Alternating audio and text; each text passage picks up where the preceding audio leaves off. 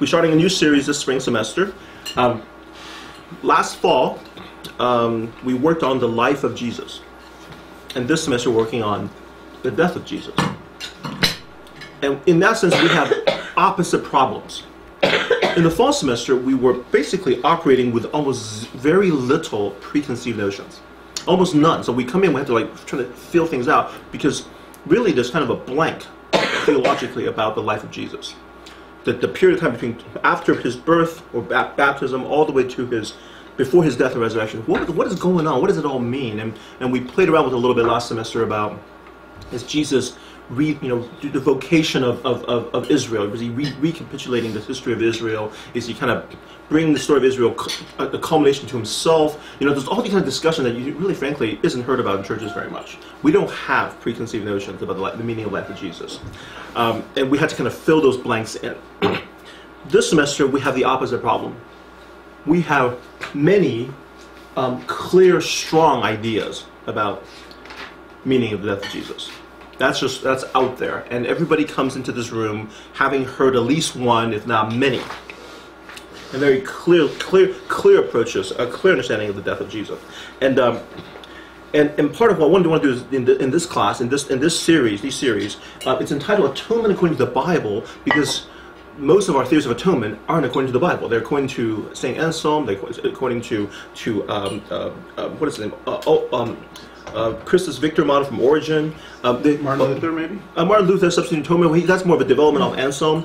There is the various types, Abelard, various theologians have proposed structures and systems in which then we have been taught through the lens which we read the Bible.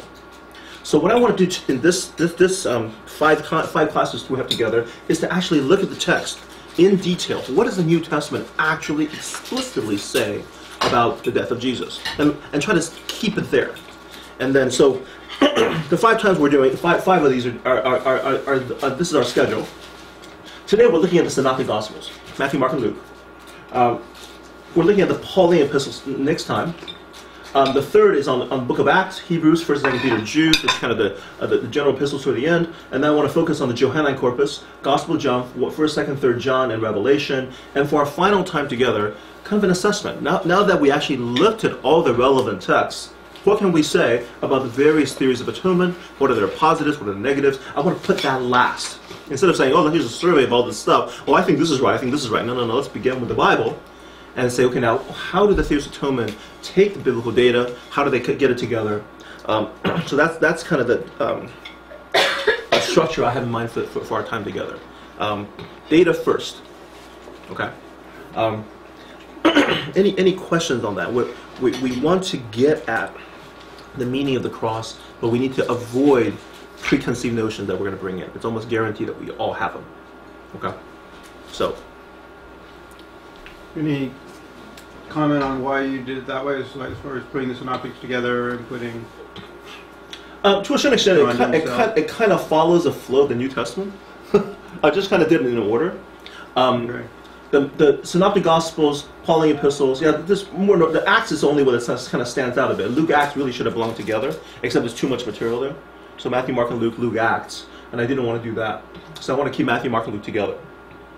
See them together, and then so I split, keep Luke and Acts, and put Acts with the other kind of these miscellaneous section. So the third one is kind of the dump.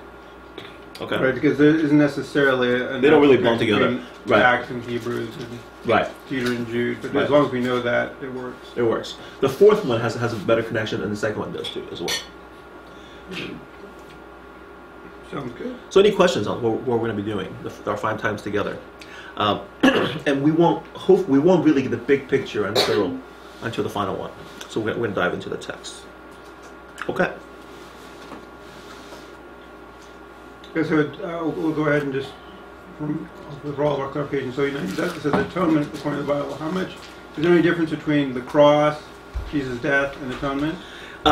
Good question. The word atonement isn't really a biblical word. It shows up a couple times.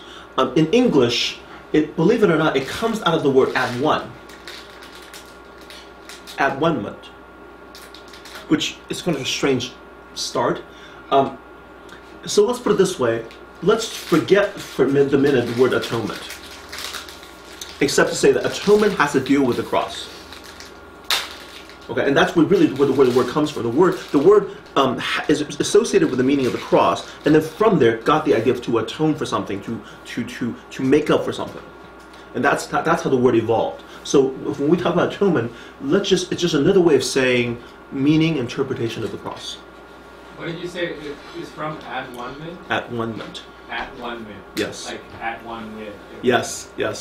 So it's interesting where the word comes from, and it was being used in English at least to associate with the meaning of the cross, and then because we think we know what the cross means, therefore atone, then develop other meanings. To atone for one's sins, to make up for things. So this is a interesting development. I use the word because everybody talks about atonement on the cross. Okay, let's. I don't want to use that word too much because I think it gives a false impression or prejudges the issue in some way. So your subject is the meaning of the cross. Yes, which is atonement. In parentheses, atonement. Yes. Exactly.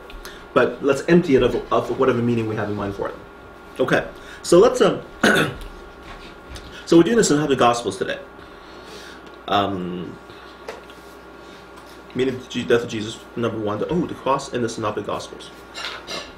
A quick introduction of the Synoptic Gospels. I think you're pretty familiar with it, but I'm going to do it anyway. The term Synoptic Gospels comes out of the book published by Johann Jakob Griesbach in 1776 called A Synopsis of the Gospels of Matthew, Mark, and Luke. He did something. He was the first one to ever do this. Okay, he took Matthew, Mark, and Luke, and he laid them out side by side and have the similar passages right next to each other. So he laid them out in columnar form. In English, we have, I actually have this at home, I forgot to bring it, a gospel parallels, a synopsis of the first 3 gospels. Okay? Now you're wondering, how is that a synopsis? And that's because Griesbach is being a dork. Sorry, not a dork, he's being an academician. He's being a scholar. The word synopsis, as you know, in English means summary. Okay? Which would be like major plot points, a synopsis of something. Well, this is clearly not what he was doing. He used the English word synopsis, but he decided to be cool, and decided I'm going to use the etymological meaning of the word. So syn means synthesis with, opsis, optics, see, a seeing together. So he basically took an English word that totally means something else and decided to use that for the title of his book, in that he can say Matthew, Mark, and Luke now can be seen together. A synopsis of Matthew, Mark, and Luke. Lovely Griesbach, isn't it? Okay, so as a result of this, the Gospels became known as the Synoptic Gospels, because these 3 can be seen together, can be put together side by side quite well. In fact, if you take a look at this, actually, this is not the 3 Gospels. This is 4. This is Kurt Allen's a synopsis of the 4 Gospels, and you can see Matthew, Mark, Luke, John showing up here. John's not part of the Synoptic Gospels because, frankly, 4 columnar sections in the Gospels are very rare. There are very few sections in which John shows up that matches the other 3. So, a harmony of the Gospels is that does he? Okay, so he does something like that. You see the Gospels in the columnar form. So ever since Griesbach, people have been doing this kind of stuff, pulling them together.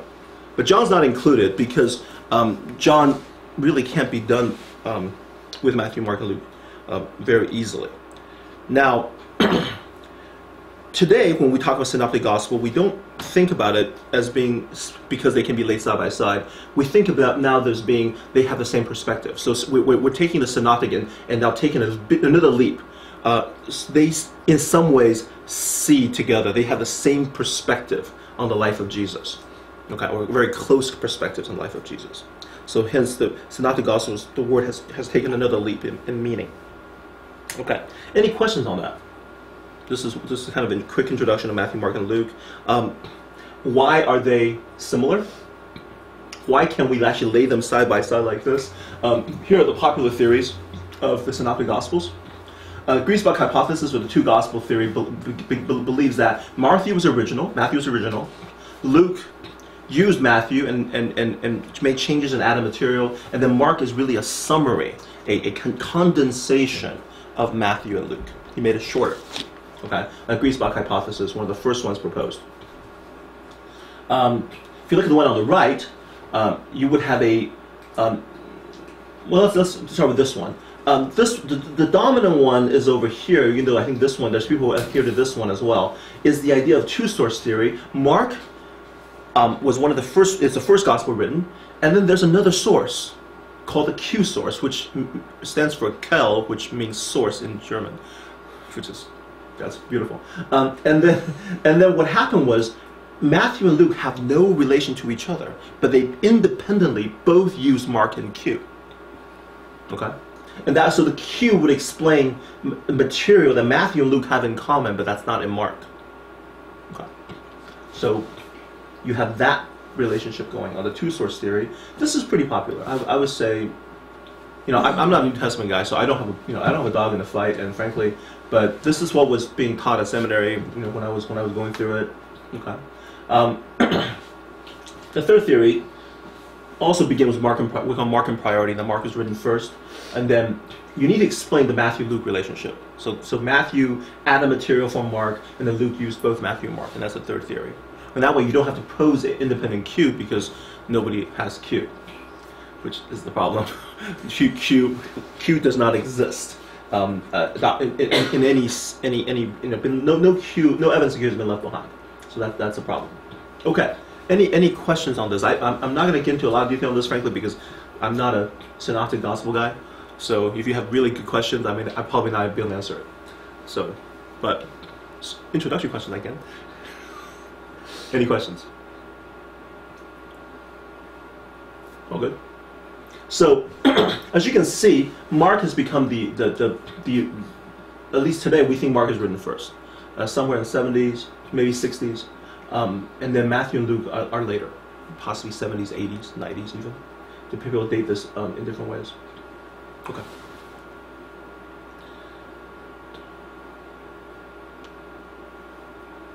We have a problem with the Synoptic Gospels when it comes to the cross. Martin Taylor famously wrote, "The Gospels are passion narratives with extended introductions." Okay. So he sees the Gospel, he says, okay, really the story is really about Jesus' death and resurrection. It's really about that last week in Jerusalem. He comes into the temple, and the whole week of what's going on there, the interaction there, and then his trial, there's this Last Supper, the trial, and then the crucifixion, and then the resurrection. That whole thing, okay? That's really what the gospel is about, and then there's kind of an introduction in front of it. Okay? If you think of the gospel is that way, if Taylor is right about this, then the cross lies at the center of the Synoptic Gospel. They're kind of the most important thing in the Gospels. And if you want to think of it that way, I think you have a good argument that he is right. You begin with previews of the death of Jesus all the way through the beginning, right? Jesus predicts his own death. There's people who are trying to kill Jesus. Jesus predicts his death all the way through the Gospels. There's non-stop. Jesus is going to die. Jesus is going to die. Other people are trying to kill him. And then finally he does die. Okay. It's a death-focused story. The Gospels. Okay? So, now that's not the problem. The problem is this. Given how much the Gospels focus on the death of Jesus, there is surprisingly very little said about what it means.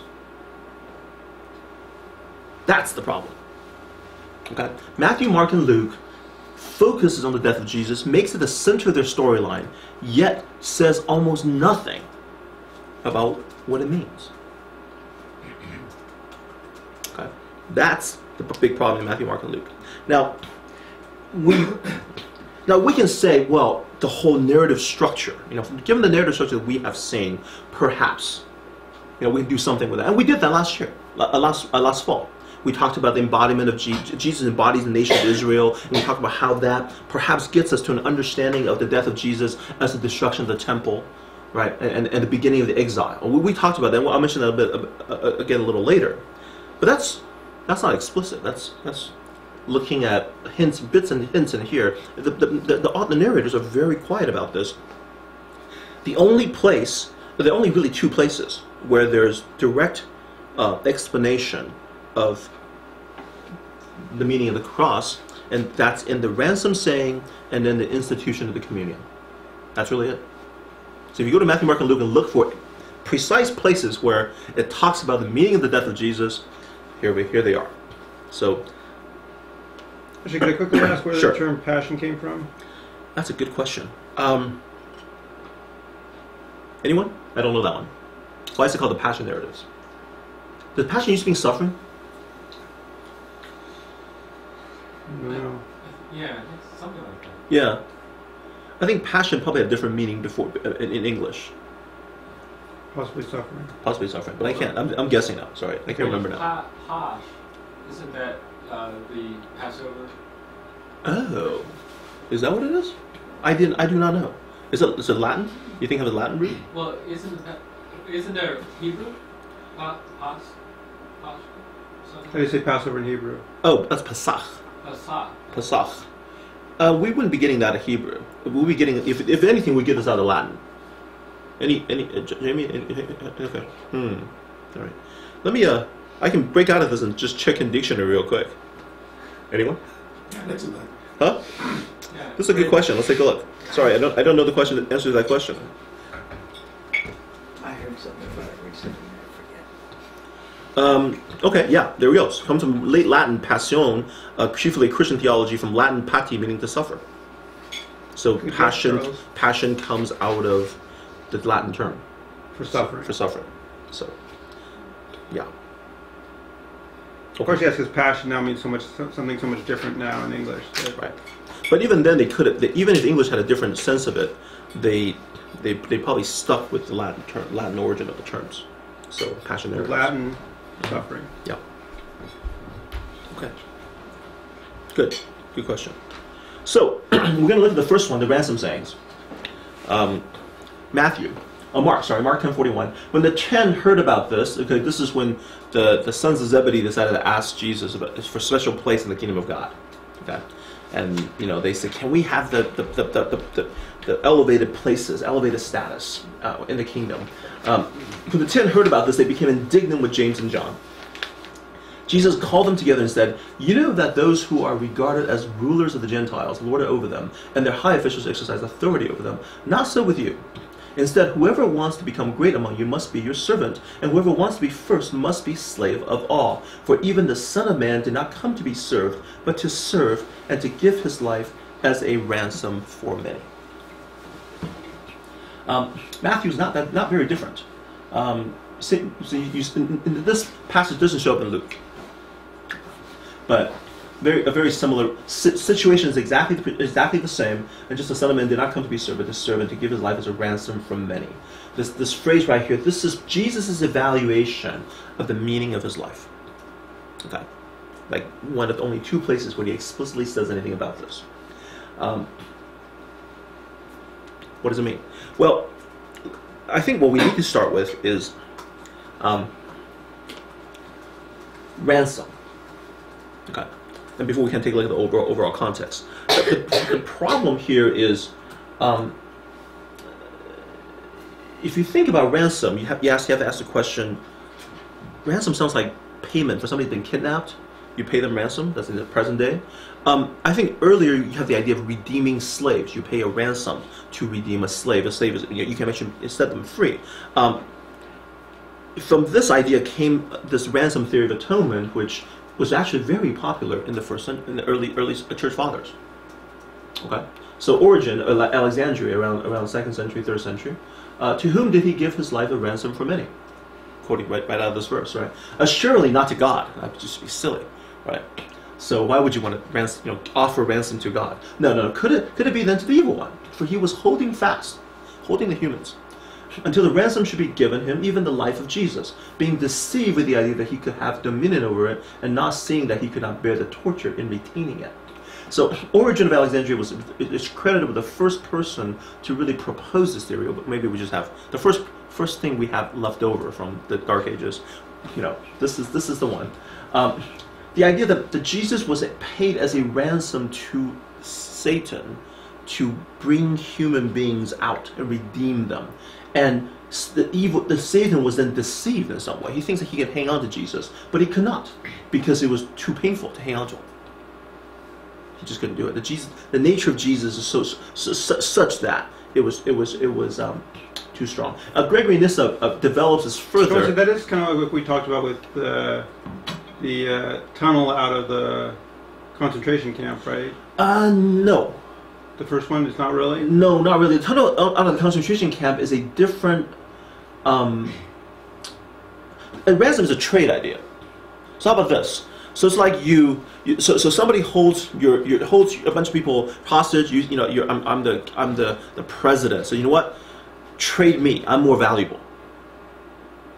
Okay. So they say, sure, great idea, and they accept the trade. And I go in there, and then it turns out, for some reason, they cannot handle being in my presence. Maybe I emit radioactivity, or I just I stink so badly they had to kick me out. Whatever it is, my presence in there, they could not keep control of that, so they just let me go. Okay, so they end up trading something and then losing what they traded for. They're losing what they traded for as well. They could not bear the torture of maintaining Jesus. So it's a clear trade rather than kind of a path out. Okay. Okay. Gregory of Nyssa pretty much develops this. It's the same idea. And I think he emphasizes the deception idea even further. The deity was hidden. So he clarifies what exactly was the reason why Satan could not hold Jesus. Okay. Here is this torture. He mentions the torture. The evil one is too painful to handle Jesus. And Gregory says, no, what's going on is that Jesus was hiding his divine nature. Okay. The deity was hidden under the veil of our nature. That's so, as with ravenous fish, the hook of the deity might be gulped down along with the bait of flesh. The Satan is like, yes, I got this great thing, and then it looks human. And then actually, there's a hook of God in it. So he can't deal with that. So and thus life being introduced into the house of death. Okay. So you have this house of death that's dark, and the light actually got swallowed in through deception. Okay, Satan did not know who he was, and light shining, and light is shining in darkness. That which is diametrically opposed to light and life. Which diametrically opposed to light and life might vanish. For it is not in the nature of darkness to remain when light is present, or of death to exist when life is active. So he goes in there, changes everything, and Satan is just tricked and deceived into this. It's almost like Satan warring with God, wanting supremacy over God, and then here's God offering to die, so Satan can gain primacy. Right. And he got tricked.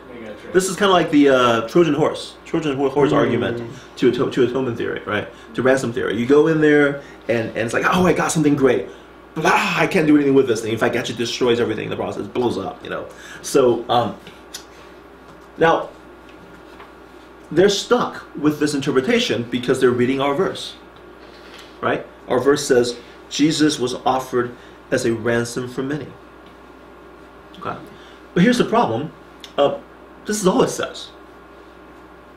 It's like you look next to it, it's like, wait, you stopped talking. How can you stop talking? There's got to be more about this, and there isn't. And what we have here is no mention of the devil in here. There's no mention of to whom the ransom is paid to. In fact, in the Gospels, it's very clear who actually knows Jesus. The demonic hordes all know who Jesus is. You're the Holy One of Israel. And she's like, be quiet. So if anybody who actually knows who Jesus is, Satan and the demons do. So that reading, while fitting in with this verse, contradicts the rest of the Synoptic Gospels. So that the ransom theory has been rightly rejected. I don't think there's very few theologians who actually still hold to this. Just because there's too much in the Bible that actually just contradicts it. It makes very little sense philosophically as well as theologically. Okay, well, I don't understand why it's contradicted. Because the devils know. Well, because the ransom theory is based on deception. That Satan was tricked into grabbing Jesus without knowing his divine nature. So at least Gregory Nyssa says is the divine nature hidden in the human flesh, so that when the fish ate it ate divinity without realizing it, and now it's destroyed as a result. Yeah, couldn't it be just desiring the death of God so that Satan can gain primacy? So maybe he thinks that he actually has the ability to kill God, and that's a possibility. So I suppose you could go with that, but once again, the absence of anything that suggests that Jesus is paid as a ransom to Satan anywhere else in the Bible. I think that's also the problem. But you're right. That's one way to deal with it. Okay. So let's talk about the word ransom. Lutron. It means a price that is paid for ransom. Ransom mostly in ransom money. Ransom meaning we're talking about mostly for slaves, slave market. This is the term for slave market. You're buying slaves. And of course here it's for atonement, for calamity, and also in New Testament, a ransom for many. So it shows up, it really means a ransom. It's really hard to get around this thing. If we look elsewhere, if we look for, say, in the Septuagint, we have a slightly more expansive idea. The word lutron, the noun shows up 19 times, mostly in those 4 books, Exodus, Leviticus, Numbers, Proverbs, Isaiah, and each refers to some kind of a payment. So if your cow gored somebody, negligent homicide, well, you need to pay the money. So that's a lutron. It shows up all the time, okay, in those places. But if we actually expand the search out of the nouns and into the verbs, lutrao, to redeem or to make a payment, it can certainly be used to refer to make a payment. Leviticus, Numbers, Deuteronomy shows up 94 times, a whole bunch of these about payments. But it also has a broader meaning to deliver or to rescue. So in a sense, if you set a slave free by paying for him, you actually delivered him, right? You actually rescued him in some way. So he's in slavery, I pay the owner money, so now the slave is now set free. But somehow this word now can have the idea of setting free without necessarily any idea of payment. Okay? So that's it. Now the question is, do you say, oh, well, lutron was a slave market word, and the verb then has a way of developing from the result of that transaction, and therefore development of independent meaning. And I think that's possible. There's no way to know for sure how it worked out in Greek. But somehow in the Septuagint, you could have this idea of deliver or to rescue. Okay. Lutrao. And the reason this happens is because it's translating the Hebrew Old Testament word. Both Ga'al and Pada have that sense of not merely payment, but just bringing deliverance, setting free. So for example, Exodus 6:6. Therefore say to the Israelites, I am Yahweh, I will bring you out from under the yoke of Egyptians. See, the slavery concept is still there, right? You're enslaved. I will free you from being slaves to them, and I will lutrao, I will redeem you with an outstretched arm and a mighty act of judgment. Immediately question right here is, did God pay Egypt anything? It's back and around, didn't he? Right? But that is the single act of redemption in the Old Testament. We talk about redemption. What is the biggest thing that redemption in the Old Testament? It's Exodus. Okay? It's lutrao, which is not a noun form, it's in verb form. Okay. So Jesus says, I am a lutron for many. Is it the same thing? Is he referencing slave payment, ransom, or is he referencing Exodus? So what's the word for slave payment? Lutron is the word that Jesus used. It's the payment for freeing slaves. Lutrao, the verb in Septuagint, is used to translate this idea of deliverance. Deuteronomy 15:15, remember that you were slaves in Egypt, and Yahweh your God, lutrao, redeemed you. That's why I give you this command today. Same idea. Once again, you see the connection to why would you use lutrao? Because they were formerly slaves. So it's a great word to use in light of the slavery context, but within that verb, there's not necessarily any idea of payment. It's not containing the idea. A couple other ones. 2 Samuel, David answered Rechab and his brother Benaiah, the sons of Rimmon, the Beerothite. As surely as Lord lives, he who has delivered me out of every trouble. Now, David was actually not a slave. But you see the word now has expanded out of the slave context and is used simply as deliverance. Rescue me from danger. Rescue me from difficult situations. What word is delivered? Lutrao. That's amazing. Psalm 69. Come near and rescue me, deliver me because of my foes. Okay, so there's 94 instances of this. I can do it to you. I can show it to you in about 5 seconds, just on my rant. Just type in Lutrao in Septuagint, boom, 94 times. And what we'll show you is this: in the book of Leviticus, Numbers, Deuteronomy, it's primarily making payment. Outside of those books, Deuteronomic history, and I mean by 1 Samuel, Kings, Psalms, and the prophetic books, it's primarily deliverance.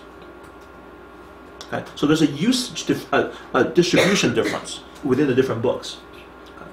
So once again, the question that comes back to, is Jesus referencing Leviticus, Number, Deuteronomy, or is he thinking more in terms of the prophetic books, Deuteronomic history, Psalms? Is he using it as a noun or a verb? He uses it as a noun. So does that mean that? And every single usage of lutron in the noun refers to some kind of a payment in exchange for something. But you notice the distribution. It's in Exodus, Leviticus, Numbers. In Proverbs, it talks about the rich man has ability to get a ransom because he can ransom himself out of trouble. The poor man doesn't have that ability. So it shows in Proverbs. It shows up in Isaiah once, talking about I'm going to get my people back without paying a ransom. Without paying ransom. Without paying ransom. God's like, I'm going to get them without paying a ransom. Lutron shows up there.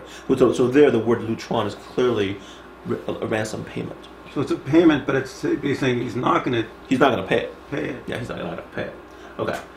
So so this is kind of the background material we have to work with regarding when we're looking at the ransom sayings.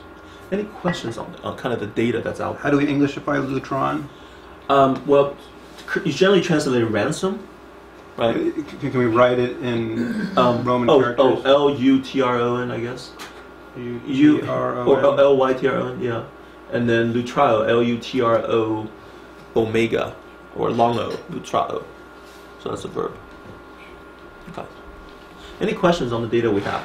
The reason I'm kind of giving the data more clearly is because, to a certain extent, we're kind of trying to figure this out together, and we have to, because this is all the data we got, and here it is. Even the Son of Man did not come to be served, but to serve and to give his life as a ransom for many. Is he talking about a payment? If he's talking about a payment, who did he pay it to, and how does that work? There's nothing else beyond this. If it's about a ransom in the sense of he is now bringing about the salvation, deliverance of people, of Israel, how actually isn't it also doesn't explain that. It doesn't explain how that works. Okay, great. Are there examples of a ransom in terms of delivery for other than God? Yeah, plenty. I mean, yeah. The previous example says plenty of this. For example, especially if you focus on Leviticus, Numbers, and Deuteronomy, there's tons of who you ransom things. You're redeeming things as payment. Yes, a payment. Yeah, but with the other sense that you said of deliverance. Deliverance. Oh, that's a good question. You mean like other people can also deliver? Does anyone other than God do deliverance? I don't. I didn't. I mean, I can look it up, but we can do it later. Yeah, that's a good question. So that's where you want to play with the idea a little more. I like that. Yeah, that's good. We should think about that more. Okay, so let me. I mean, I'm kind of leaving this up in the air a little bit because when we don't have enough data, we stop there. However, we want to see the overall context, right? This. How do we understand this ransom idea?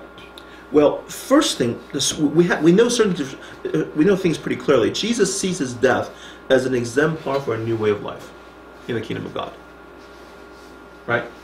The storyline here is everybody wants to be rulers.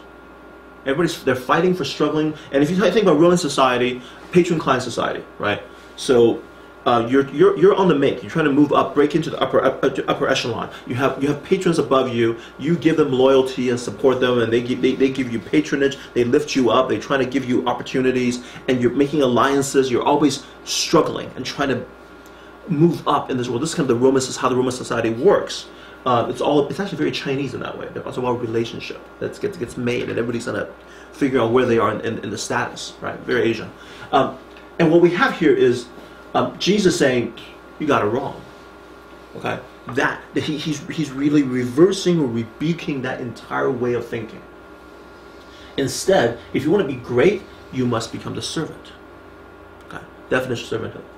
So at least in this context, so whoever wants to argue some kind of an exemplar understanding of Jesus death on the cross as an example, that's exactly how it functions in this passage.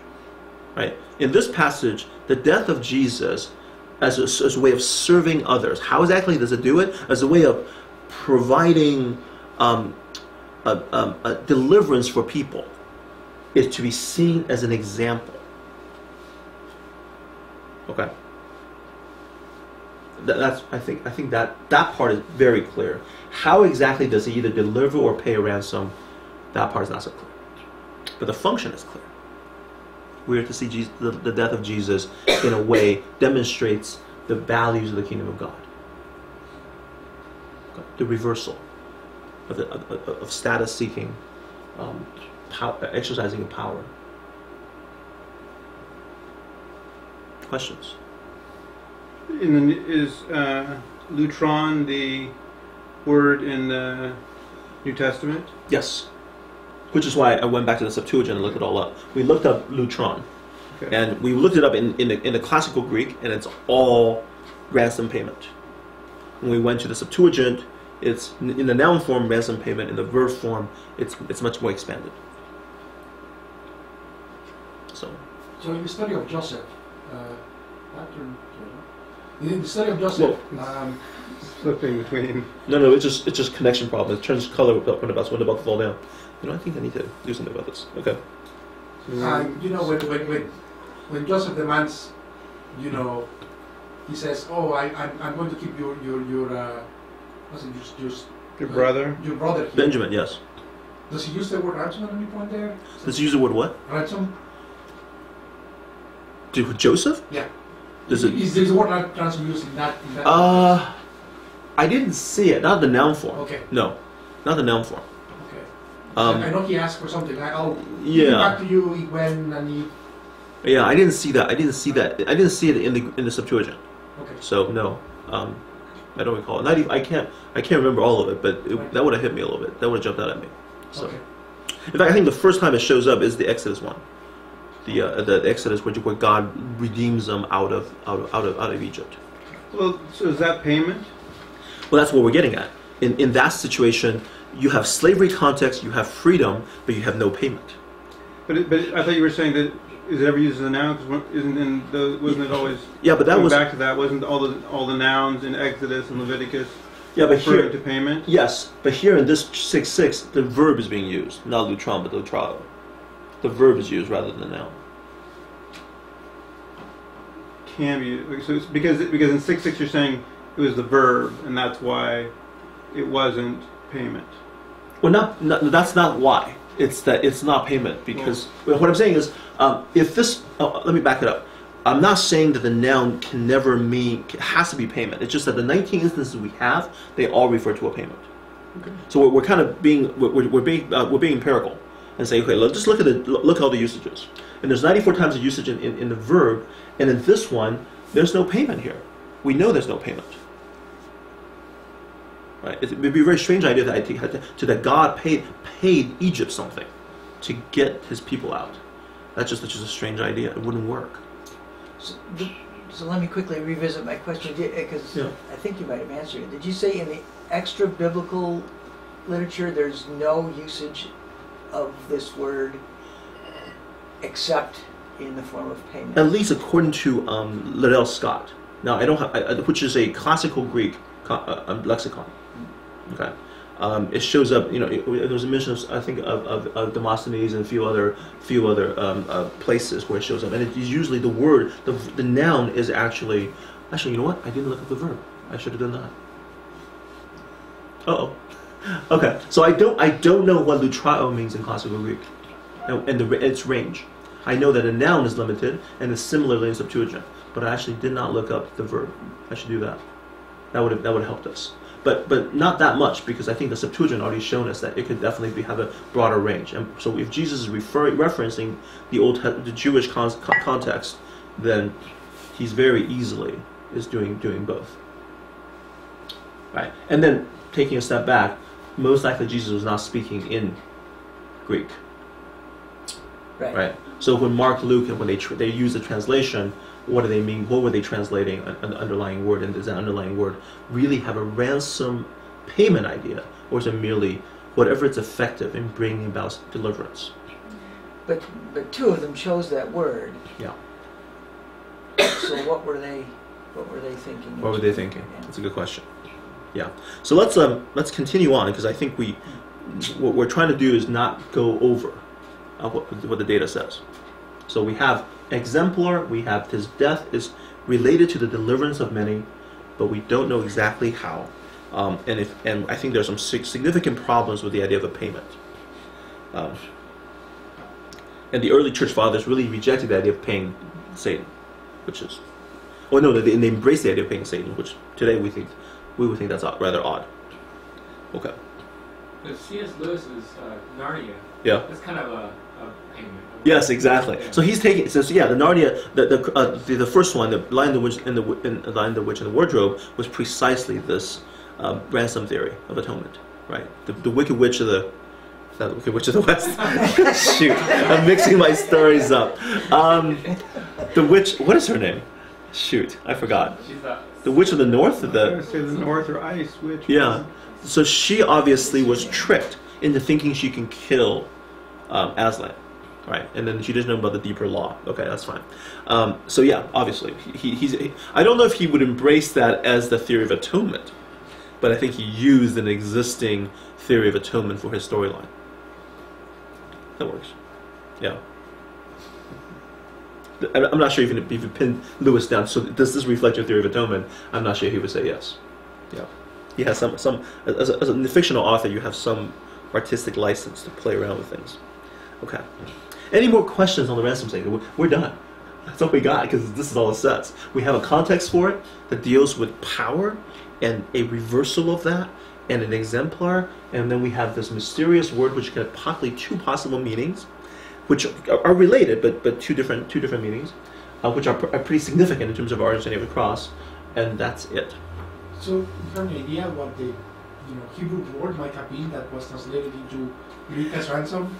Well, he would have said, most likely he would be speaking as Aramaic. Right. But the word ransom, pada as well as gaal, those are the Hebrew words that's translated into lutron as well as lutrao in the Septuagint. Both of those words have similar problems. Mm-hmm. Okay? Basically, the Septuagint translators use this lutrao, the verb, and they cross the semantic range just like the Hebrew words. Pada, to redeem, has an understanding of payment as well as not payment. Okay? So God redeemed Israel out of Egypt. God redeemed you out of all your enemies. Just keeps showing up. Did he pay anything? No, he didn't. But that's not what's important. The important is he freed you from slavery. So it's effective. How? Unclear. Okay. So I think the Septuagint writers maintain the same ambiguity as the Old Testament writers, and I think that ambiguity has entered into the New Testament. Ambiguity for us. I'm sure they knew what they were getting at, but the ambiguity that we're facing, which is, gosh, this metaphor of payment, are we supposed to import that into this or not?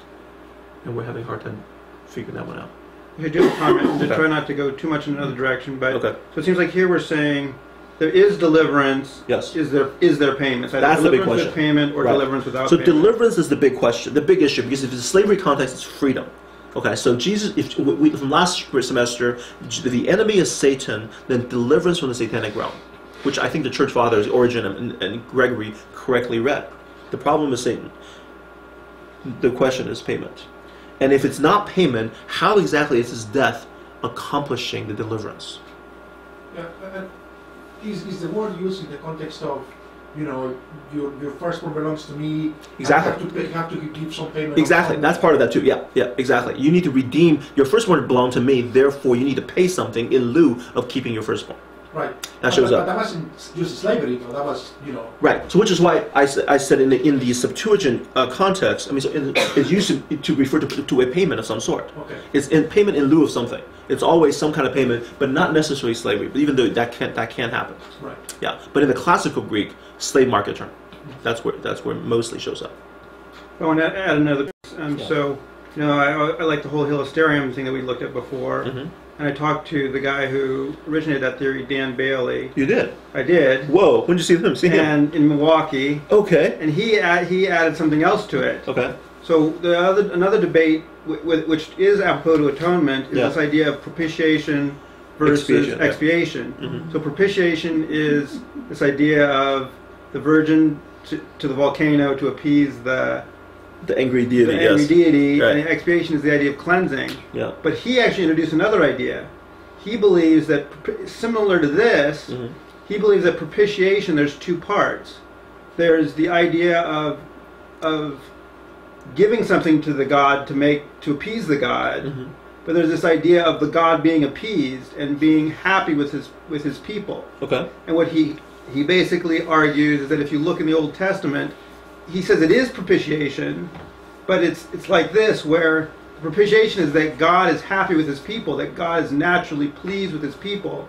And so he separates the idea of having to give something from the idea of God being pleased. And he says that the point was, he claimed that it got messed up in Latin, and that propitiation actually originally meant the focus was on the God being appeased, like the God being happy. Okay. Does that make sense? So in other words, he would say it is about propitiation, but the propitiation is that God is a God who's naturally happy with his people. Okay. Let's hold off on that, because I think that might be something we want to get to when we get to the assessment theory of atonement. Okay, sounds good. Right, because right here we haven't got far enough to get to propitiation yet. We're still talking about ransom, which is neither propitiation nor expiation. It's actually payment in lieu of, a prisoner exchange, if you will. Although the point I was making is that words can have different senses, that they can grow into multiple senses when maybe there's an original sense that was meant, and that was, you got to be careful about that. That's what I meant. That's true. Even like with our very beginning about passion, I think of passion something differently, but passion actually is suffering. Right. That's absolutely true.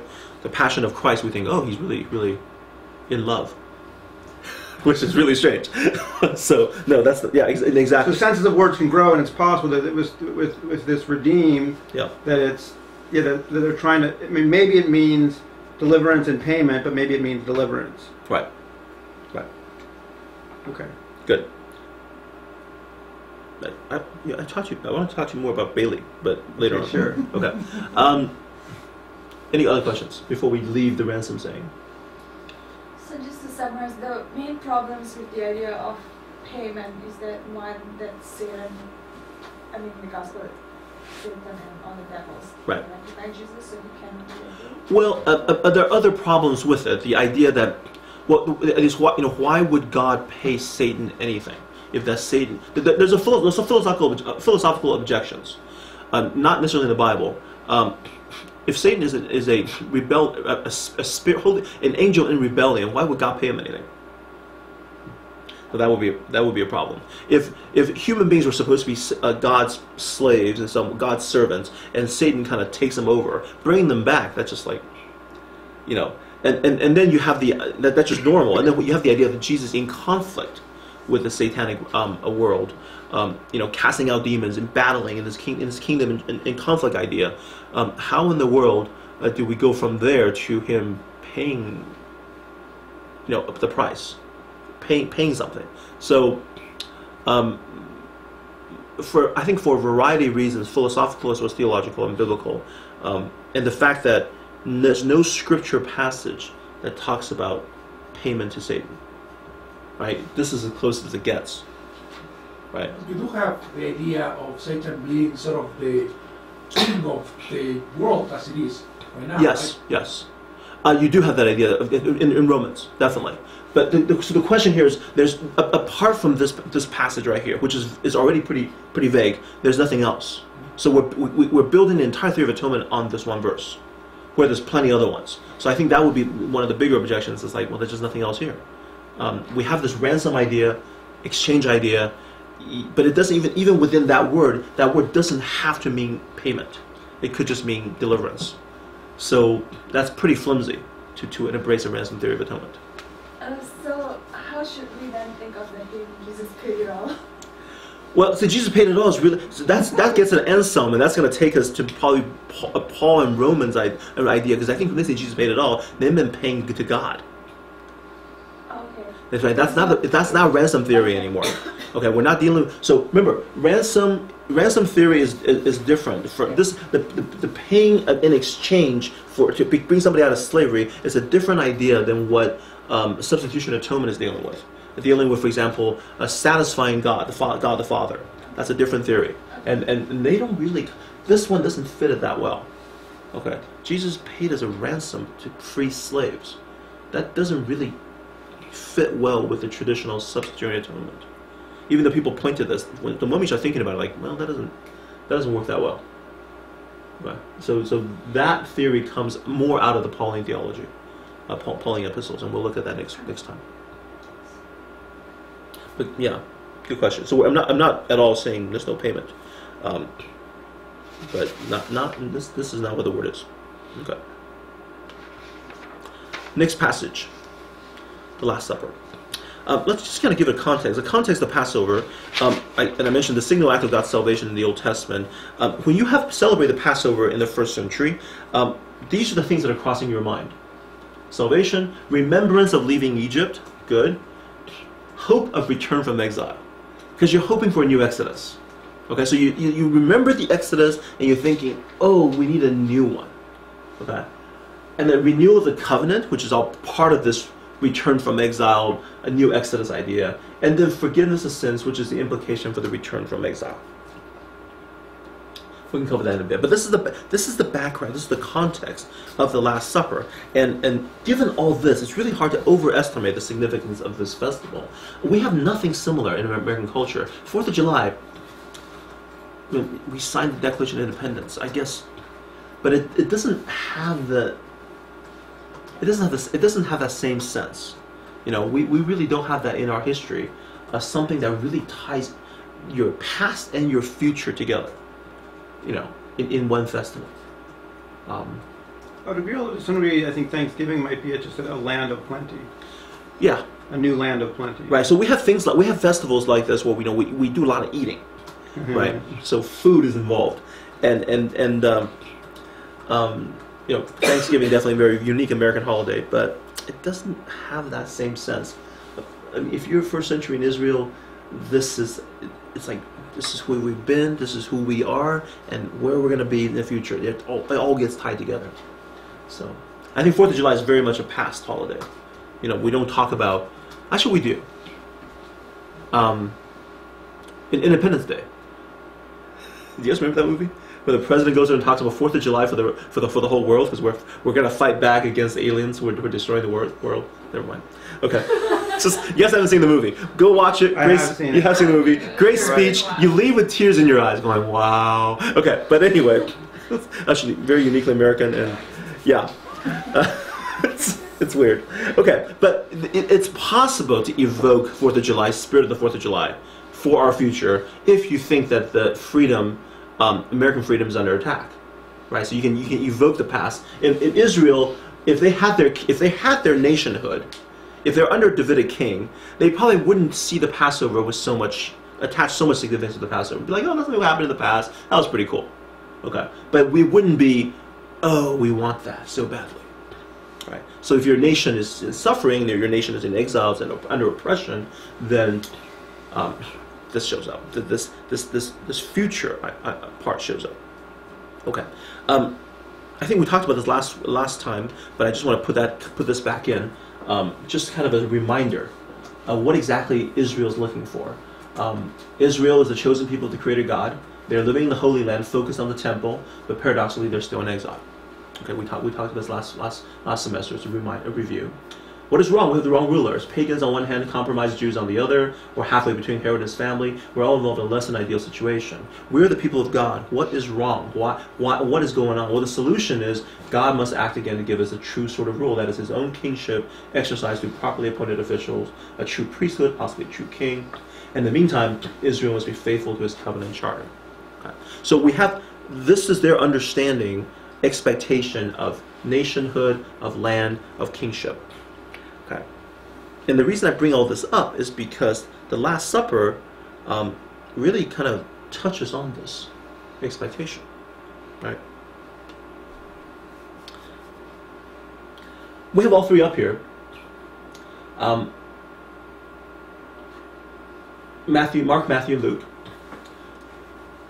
There's some Matthew and Mark are closer in their order. Luke is slightly different. There's slight differences in the wording in all of these. The first thing I want to highlight is there is a breaking of the bread and then claiming that this is His body. Right? So bread, breaking it, this is my body. So obviously it's broken, which obviously, this is really, you can argue this if you want to, but I think it's pretty obvious, it's talking about his death. Okay. So this is the basis by which I take this passage as dealing with Jesus' interpretation of his own death. Right. Okay. You also have the blood. I'm sorry? And there's also the blood. Yeah, but this part is like body. Blood is like, okay, you know, you can have blood poured out without necessarily dying, perhaps. You can just have a little bit of blood. Okay. But to take a body and go like that, it's like, okay, that's symbolic death, it's pretty darn clear. So I'm pointing this and say, okay, I think it's clear that Jesus is talking about his death. However, the context is really important here by making this the Passover, make this happen during Passover. And now let me back up and say that when we get to the Gospel of John, we'll take a look at more clearly about the calendar problem. Matthew, Mark, and Luke situates the Last Supper on Passover, and Gospel of John clearly says that Jesus died on Passover. Okay, he didn't died prior to the Passover meal. So there's a kind of a timing, chronology problem between the Gospels, not the Gospels, and John. And we'll touch that when we get to John. It's not really a problem. Here we can say, if you want to be precise, Jesus is eating some kind of a Passover meal. It's understood as a Passover meal, regardless of exactly when it happened. Okay. More than that, his broken body functions as the bread in the Passover meal. According to the Mishnah, the unleavened bread of the Passover signifies redemption from Egypt. Right? So the unleavened bread, it has a symbolic value, and Jesus' body is now having that symbolic value. Okay? So he's about to die, and they're supposed to eat this. His death is to be the source of their life. So that's a symbolism. Right? So we have that, and that's pretty clear. It is a source of life, and it has something to do with redemption from Egypt, deliverance, tied together. Exactly how? Unclear. Okay. The second one is this. And this is where the ordering changes. There is a clear-cut sense of urgency in all three passages. I will not drink again from the fruit of the vine until that day when I drink it anew in the kingdom of God. That's in Mark. Matthew, I will not drink from this fruit of the vine from now on to the day when I drink anew with you in my Father's kingdom. And then Luke has a slightly different one. For I will not drink again from the fruit of the vine until the kingdom of God comes. There's a skipping the phrase, I drink it new. Okay, so let's skip. But I think, okay, so skipping a couple words is not going to make that big of a difference. The big difference seems to be this. This is the final meal before the coming of the kingdom. Hence the Last Supper. Okay, or at least this is the final meal that Jesus is going to eat. So if you think, well, okay, how does that work? Well, we get that right out of the book of Mark. Remember, the first thing Jesus preaches is the kingdom of God is at hand. It's near. Repent and believe the gospel. Believe the good news, right? So the kingdom of God's about to approach, and now we've been talking about it's coming, and now it's like, whoa. The next meal Jesus eats, it's going to be in the kingdom. It's right there. It's about to happen. And when we talk about the kingdom, we are, of course, talking about the expected return from exile, the expected renewal of the covenant, the whole Jewish expectation of God sending his leader, his appointed person, to establish his reign on earth. That's about to all happen. All right. So that's what's being evoked in this passage. So the Last Supper is very much within the kingdom of God, Passover theme. It's all wrapped up in that. Okay. And the death of Jesus must be read and understood in light of that context.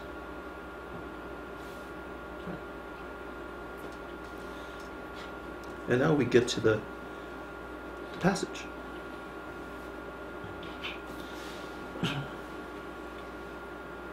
This is my body, my death. And then we have this passage about, this is my blood of the covenant, which is poured out for many. Mark.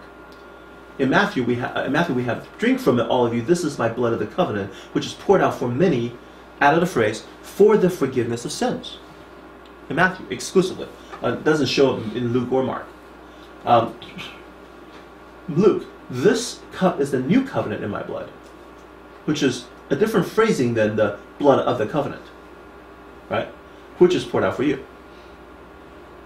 Okay, so poured out for you. So Luke is different, It doesn't. It's poured out, not poured out for many. It's poured out for you. It has the cup. Is the new covenant in my blood. New covenant idea. The word "new" doesn't show up in Matthew or Mark. Matthew and Mark both have blood of the covenant poured out for many, but then Matthew adds forgiveness of sins. You see the all three. Is that significant? What if we try to incorporate all three into our data? I would say, first of all, that addition of the new covenant isn't really a problem at all, because this is the blood of my covenant. The idea is that this is new covenant, right? I'm creating a new. I'm renewing the covenant, and this is the blood by which this covenant happens. This is a ceremony of covenant renewal, so that's really not a problem. The new idea is not a problem. Poured out for you versus poured out for many, probably not a big deal. We can probably figure that out. The one phrase I want to start with is probably the forgiveness of sins, before we come back to the covenant idea. The forgiveness of sins is in Matthew exclusively, and how does it fit into this overall story, Passover and kingdom? I mentioned this a little earlier, but let me kind of clarify it again. Old Testament thinking about the forgiveness of sins. Israel is the people of God, of the Creator God. God gave them a covenant, a relationship with Him. They broke the covenant. They sinned and transgressed against the covenant. God sent them out into exile as a punishment. So, what would mean that their sins have been forgiven? They would come out of exile. They have to come back. In the Old Testament, forgiveness of sins have no meaning unless it's in the context of return from exile. Right? You can't say to a person in Babylon, God has forgiven your sins. No, He hasn't. I'm still in Babylon. Right? No, He hasn't. I'm in Babylon. If I'm in Babylon, I'd be in Jerusalem. Now my sins are forgiven. And then we would have a messianic king or Davidic king reigning over us. And the temple would be functioning again. The relationship would be restored. Forgiveness of sin means restoration of the covenant. If you don't restore it, there's no forgiveness. God is still mad at us. Right. So the passage that illustrates this the best is Isaiah chapter 40, and I think you've seen this multiple times if you come to this class. Comfort, comfort my people, says your God. Speak tenderly to Jerusalem and proclaim to her that her hard service has been completed, that their sin has been paid for, that she has received from the Lord's hand double for all her sins. Okay, so Israel's forgiven.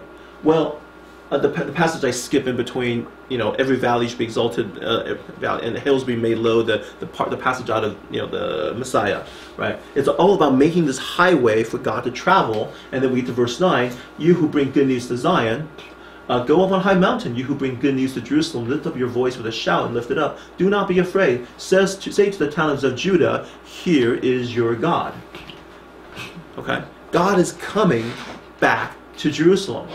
See, the sovereign Yahweh comes with power, and He rules with a mighty arm. See, His reward is with Him, and His recompense accompanies Him. He tends His flock like a shepherd. He gathers the lamb in His arms and carries them close to His heart. He gently leads those that have young. He's bringing His flock back out of the exile, back to Jerusalem. And that's tied right into the forgiveness of sins. Your sins are forgiven, therefore exile is going to happen now. Exile is going to end now. The return is going to happen now. Okay? So these ideas are just integrally tied together. If you're forgiven, then covenant needs to be renewed. Okay, one is kind of the prerequisite for the other. Okay, any questions on that? We're talking about forgiveness of sins. We're talking about blood poured out for many for the forgiveness of sins. Okay, these are themes that are just tied together in terms of the coming of the kingdom of God and the renewal of the covenant. I can see how forgiveness of sins in the Old Testament for the group as a whole. Yes. Meant coming back from exile. Yes. Was there a sense in which they talk about the forgiveness of sins for the individual? It's a very good question. So with this, I think we talked about this in prior classes. Individual sin forgiveness was part of the larger covenant, right? So individuals, when you sin, you offer sacrifice to God. There's forgiveness built in. That is to say, there are ways to maintain this covenantal relationship. So individuals commit a sin, they do the then for the Day of Atonement sacrifices, which expiates the sin over the whole Israel. So there is a process built in of forgiveness of sins. But at some point when the temple is destroyed, right, It's really saying it's really saying we're done. Okay? Previously we have a mechanism for forgiveness. Now that mechanism is wiped out. Okay? We are finished. And in that sense, the forgiveness now, any kind of talks of forgiveness needs to be dealt with it in corporate terms. What does it mean God forgive your individual sins? There's no temple to expiate your sin or propitiate you. The relationship is broken. So there's no forgiveness to speak of. Right, that's why they rebuild the temple, no? They returned from exile. They rebuild the temple, right. But there's but I think there's an understanding that this temple, at least within the gospel, that this temple is not the right one, not the real one. That the exiles, like this temple is false. Even among the Pharisees, this temple is not real. This temple is a fake one.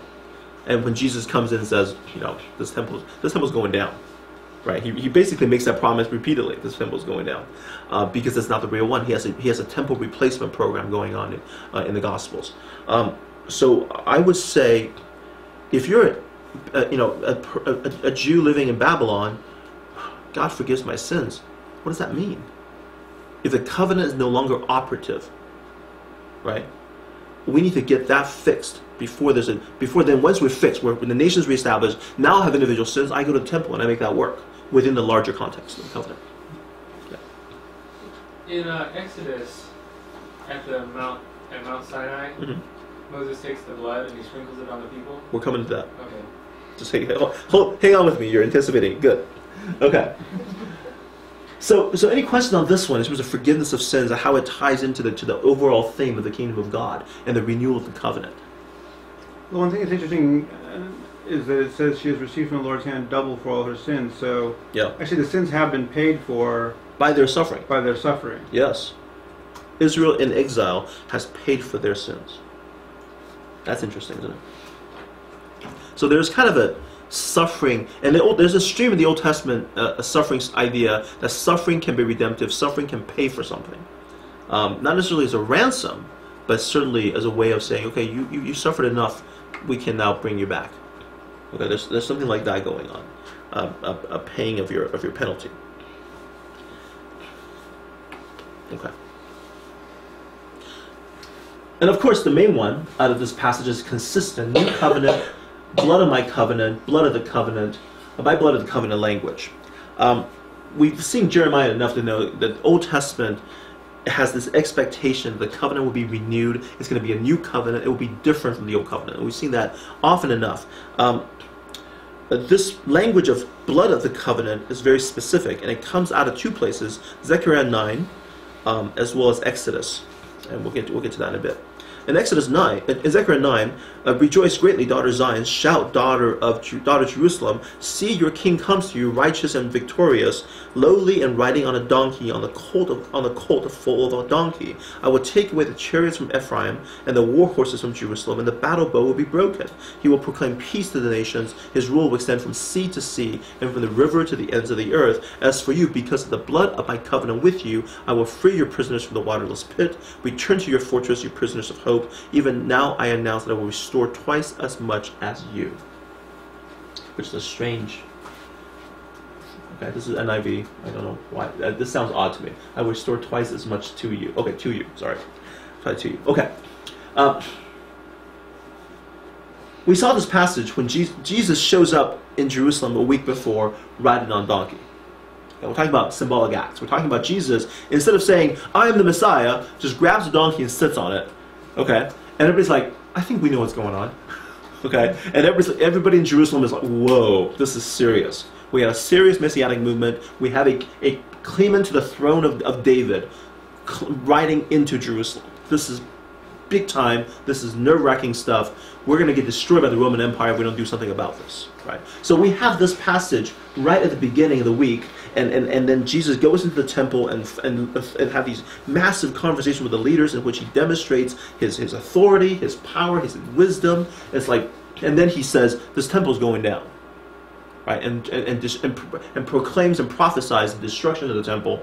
Okay? So we have this part, and then at the last day of that week, he gets together with his disciples and he talks about the blood of my covenant. Okay? So what we have here is a kingship claim and a renewed covenant claim. Okay? Renewed covenant claim. And so we have this the covenant, the blood, the death of Jesus cannot be separated from the claim to be kingship. Okay, they are just tied together in the Old Testament. Doesn't it seem like in the Old when you would read this when it was first written, you would think of the blood of the original covenant? Yes. Which would be the blood that seals the covenant. Right, back in the Moses days. Exactly. Right. But Jesus, by using this, says this is the blood. Right. He's replaced it. Here's the cup. This is the blood. My blood of the covenant with you. When is the blood of the covenant first done? First what? What's the first blood of the covenant? I'll show you right here. Before we go there, any questions on this passage? Okay, let's go to here. Exodus 24:4.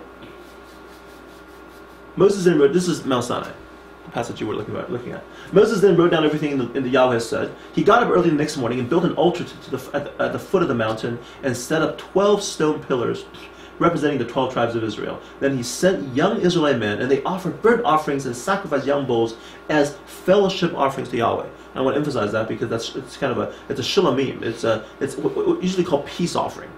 It's an offering of wholeness, of fellowship, of relationship. Okay, it is not a sin offering. I want to clarify that.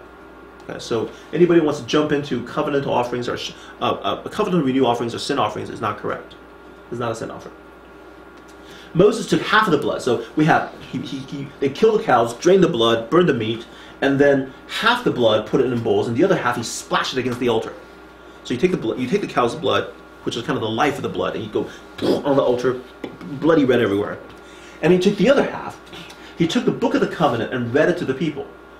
Okay, which is book of the covenant. Pretty much it was the Ten Commandments and some other stuff right after it. And they responded, "We will do everything Yahweh said. We will obey." And then Moses took the blood and sprinkled it on the people and said, "This is the blood of the covenant." Okay, so when you think Jesus doing this, he's kind of in some way alluding, reenacting to this thing. He's giving blood out. Okay, but so this is the blood of the covenant that Yahweh has made with you in accordance with all these words. Okay, so we have a covenant that's been sealed by blood. And Jesus taking the cup and says, "This is the blood of my covenant," right? My blood of the covenant with you. Okay. We have obviously there are differences.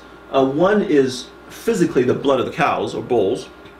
The other one is symbolically the blood of Jesus. Unless I'm sorry, sorry. Let me take that back. It is, it's blood of Jesus. However you understand it. And then there is, we have a different method of sealing this covenant. Half of the blood was dumped on the altar. The other half is sprinkled on people, so people just kind of like got droplets of blood on their body. Kind of gross, huh? Yeah, kind of gross. I'm not sure what the symbolism of that is. I have some theories. Yeah, go ahead. That was going to be my question. If I'm standing there, they're throwing blood on me, I'm going to go, what? What the heck just happened? Yeah. Now, I want to get into that, but I have some things that I know for certain, and I have some things that I'm speculating on.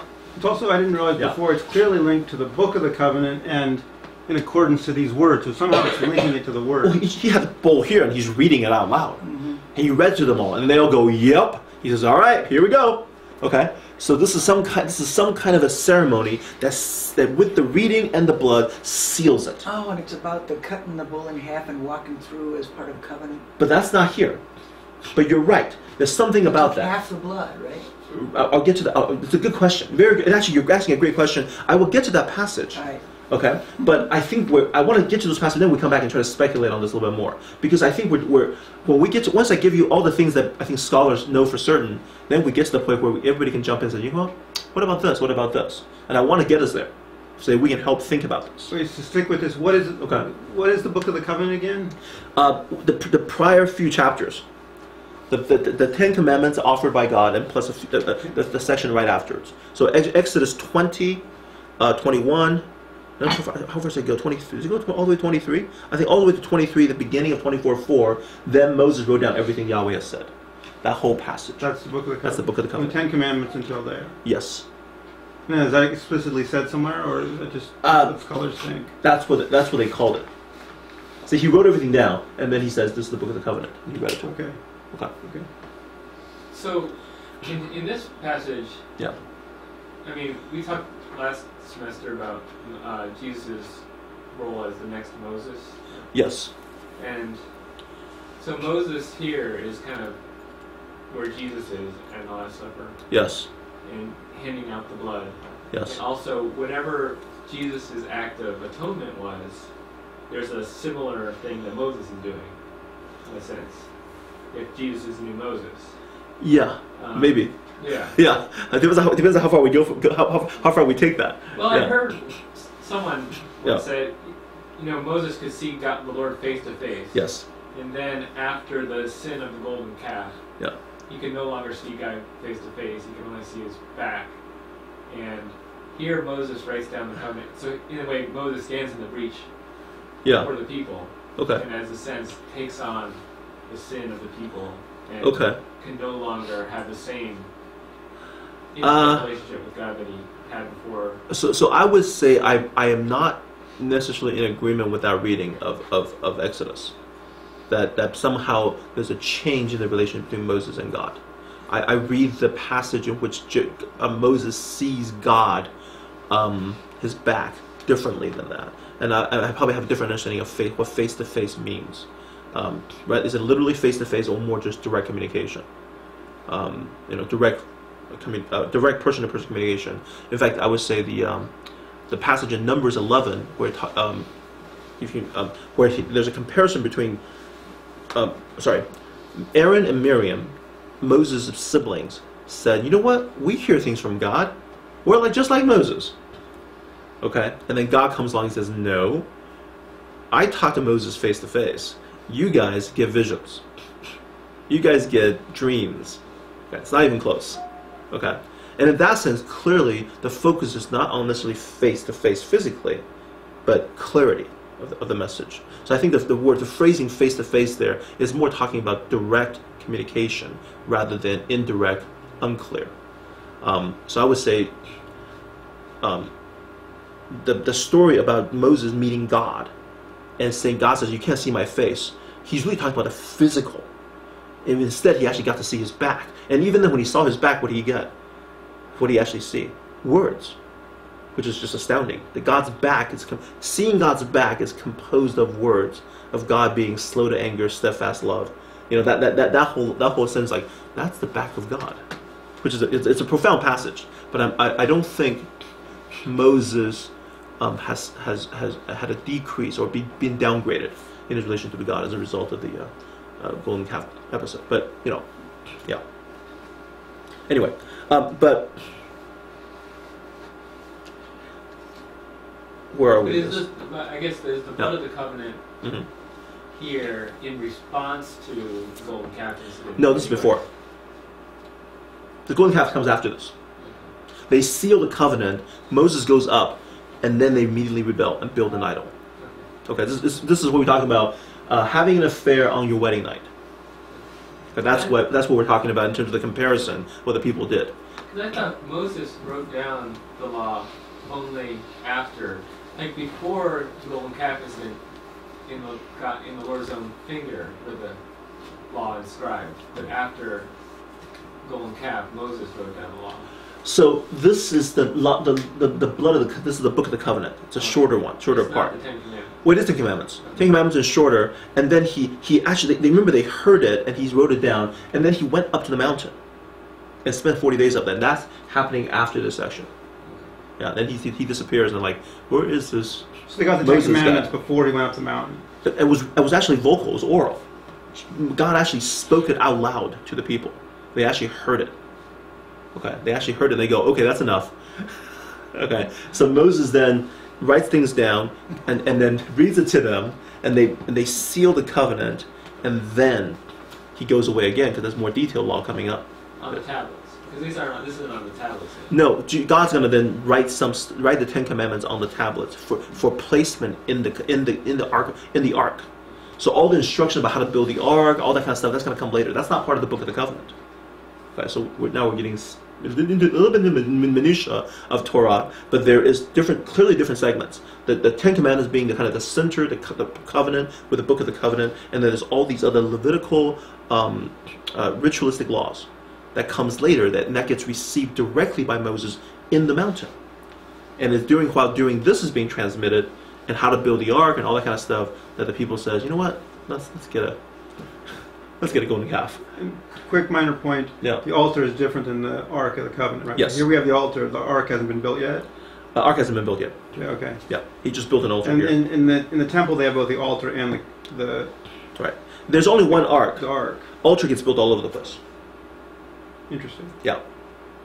So you can just construct an altar, and you build it, and then the ark gets carried around.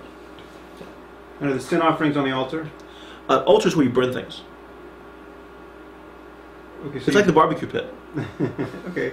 So here's a burnt offering that's, yeah. that's a fellowship offering. Yes. Are sin offerings, burnt offerings on the altar, or are there different sin offerings? Sin offerings are usually whole burnt offerings, yes. They're usually burnt offerings on the altar. But here's a burnt offering on the altar that's a fellowship offering. Yes, they're different types. Okay, great. Yeah. And the precise way of they're done, you probably have to go to Leviticus for that, and I don't have that actually in my head about how all the offerings are done. Okay. So let's take a look at a covenant. We're going to come back and try to figure out what does covenantal blood mean. Here's one, and I think Ricky already accessed this. This is Genesis 15. Yahweh said to him, "Bring me a heifer," said to Abram, "Bring me a heifer, a goat and a ram, each 3 years old, along with a dove and a young pigeon." And Abram brought all these to him, cut them in two. By the way, to make a covenant in Hebrew, the verb is karat, meaning to cut. So to cut a covenant is actually the phrase, which then we can make. Why do you cut a covenant? Because you cut a covenant. You cut them in two and arranged the halves opposite each other. The birds, however, he did not cut in half. Then birds of prey came down on the carcasses, and Abram drove them away. I shrank this down because it's a big prophecy about, the people of Israelites are going to be in Egypt, that kind of stuff.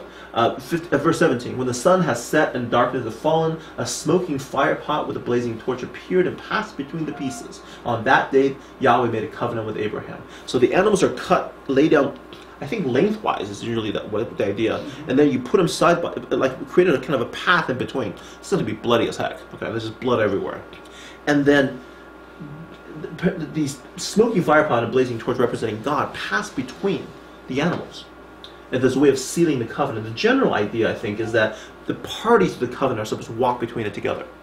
Okay, the ones making the covenant. The most clear instances of this is in Jeremiah. Jeremiah 34:8.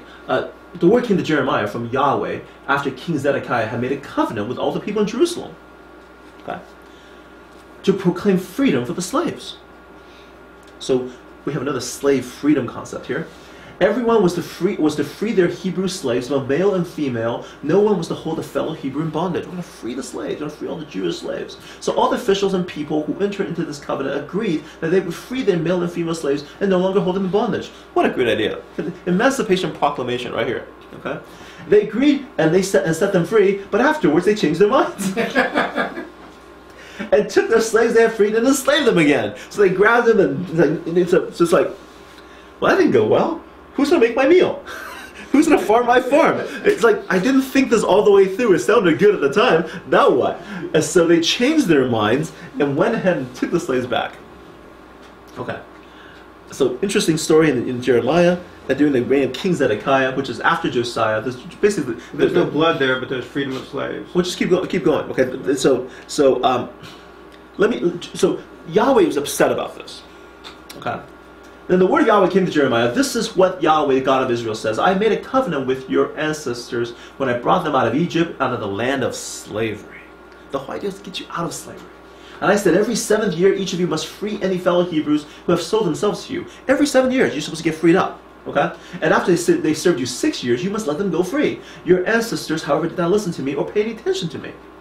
Recently, you repented. Okay, so nobody ever listened to this. And they enslave people and they just enslave them their whole lives. Okay. Recently you repented and did what is right in my sight. Each of you proclaimed freedom to your own people. You even made a covenant before me in the house that bears my name. You did this in the temple, darn it. Okay, they probably cut the animals and did it right in the temple. The king probably and his people probably walked right through those things, right? But now you have turned around and profaned my name. Each of you has taken back the male and female slaves you have set free to go where they wished. You have forced them to become your slaves again. It's not going to end well. Therefore, this is what Yahweh says. You have not obeyed me. You have not proclaimed freedom to your own people, so now I proclaim freedom for you, declares Yahweh. Freedom to fall by the sword. You want freedom, you got freedom. Freedom to walk like the sword, plague, and famine. I will make you abhorrent to all the kingdoms of the earth. Those who have violated my covenant and have not fulfilled the terms of the covenant they made before me, I will treat like the calf they cut in two and then walked between its pieces. The leaders of Judah and Jerusalem, the court officials and the priests and all the people of the land who walk between the pieces of the calf, I will deliver into the hands of the enemies who want to kill them. Their bodies will become food for the birds and the wild animals. Okay. So you have this ceremony in which you cut the animals in half and you walk between it. The idea is to invoke God's wrath and seal on the covenant, so that he who breaks the covenant will be doomed by God as those pieces of animals. Right? So that's the general idea of blood of the covenant. It's death. It's bloody. Okay? There is, how would you understand it?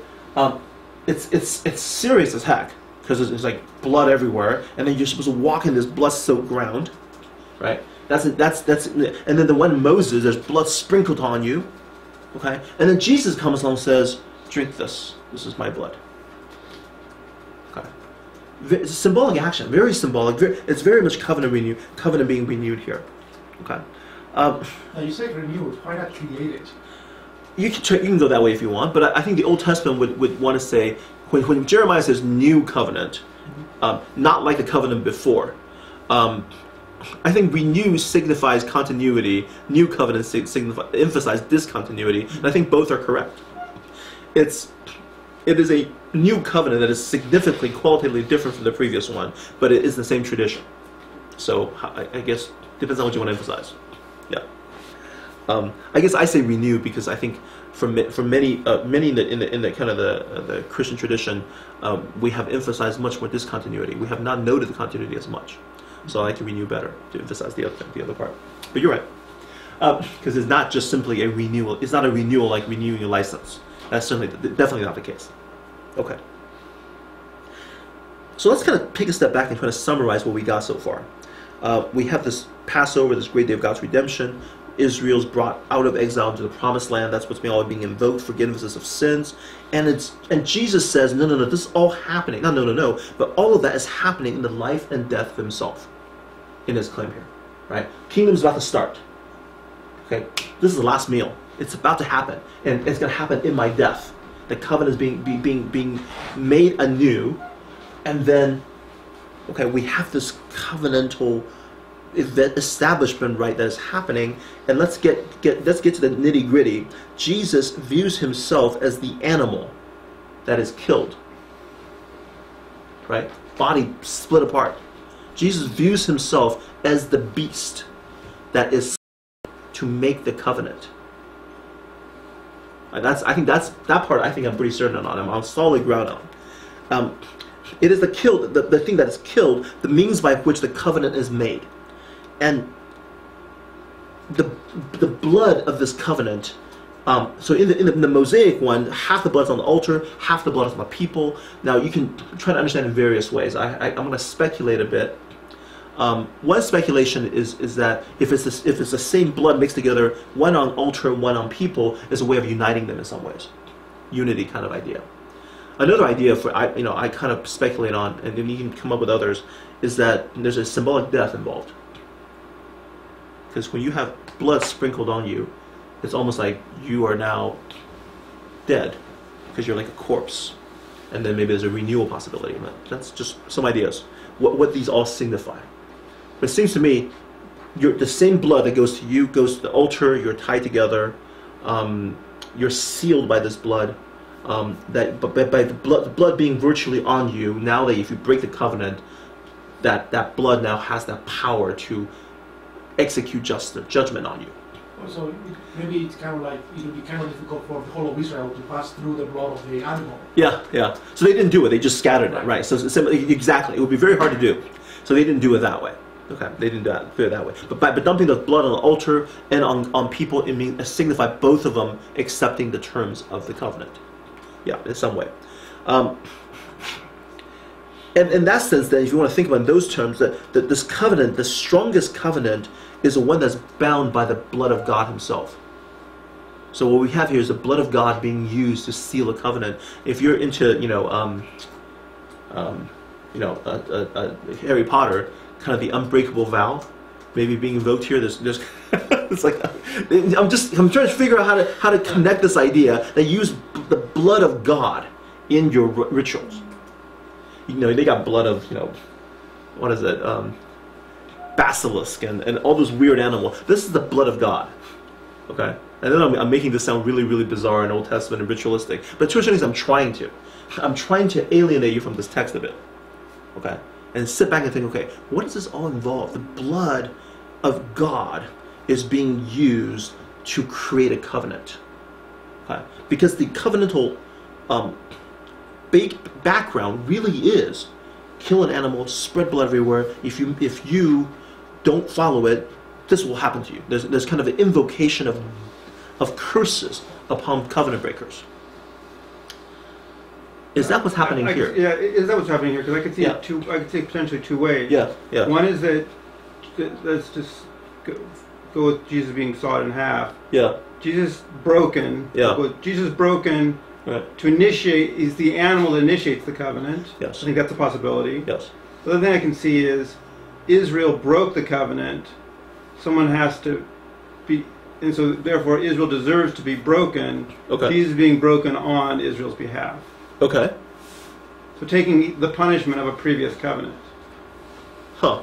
Right? Isn't that another possibility at least? How do you say I can see that, but how does he see it in these words? Well, I'm not sure I do. Yeah. I'm just throwing it out there. Because I can see that being definitely working. But the covenant.